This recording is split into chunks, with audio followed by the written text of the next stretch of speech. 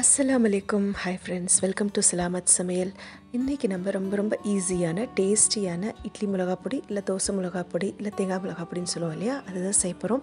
இது கண்டிப்பாக உங்களுக்கு செஞ்சு சாப்பிடும்போது உங்களுடைய சைல்ட்ஹுட் மெமரிஸ் கண்டிப்பாக வரும். நம்ம அம்மா பாட்டி எல்லாம் எந்த மாதிரி செய்வாங்களோ அந்த மாதிரி மெத்தட் ரொம்ப டேஸ்டி அண்ட் ரொம்ப சிம்பிள், ரொம்ப ஹெல்த்தியும் கூட. வாங்க இப்போ இது எப்படி செய்கிறதுன்னு வீடியோக்குள்ளே போய் பார்க்கலாம்.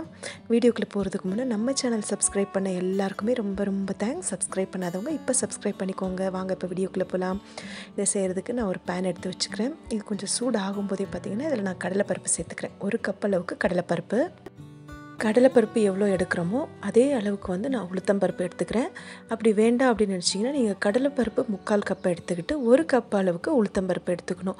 உளுத்தம்பருப்பு தான் எப்போவுமே டாமினேட்டிங்கில் இருக்கணும், கடலைப்பருப்பு இல்லை.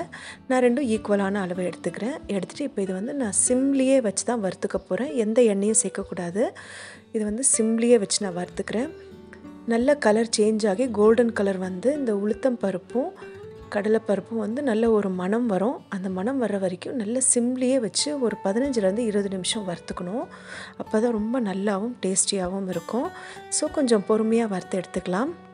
நீங்கள் நார்மல் உளுத்தம் பருப்பு வேண்டாம் அப்படின்னு நினச்சிங்கன்னா அதுக்கு பதிலாக கருப்பு உளுந்து கூட சேர்த்துக்கலாம்.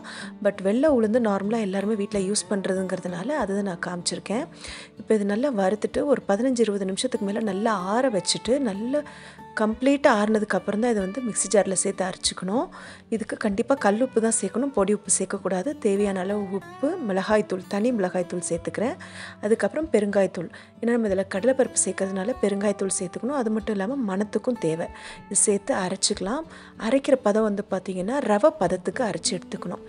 அரைச்சிட்டு இப்போ இதில் நான் 2 கைப்பிடி அளவுக்கு தாராளமாக துருவின கொப்பரை தேங்காய் சேர்த்துக்கிறேன். நார்மல் தேங்காயில் கொப்பரை தேங்காய் இதை சேர்த்துக்கலாம். 2 கைப்பிடி அளவுக்கு சேர்த்துட்டு கொப்பரை தேங்காய் சேர்த்ததுக்கப்புறம் மிக்ஸியை ரொம்ப சுத்த விடக்கூடாது. ஜஸ்ட் ஒரே ஒரு செகண்ட் அப்படி ஆஃப் பண்ணிடணும் உடனே.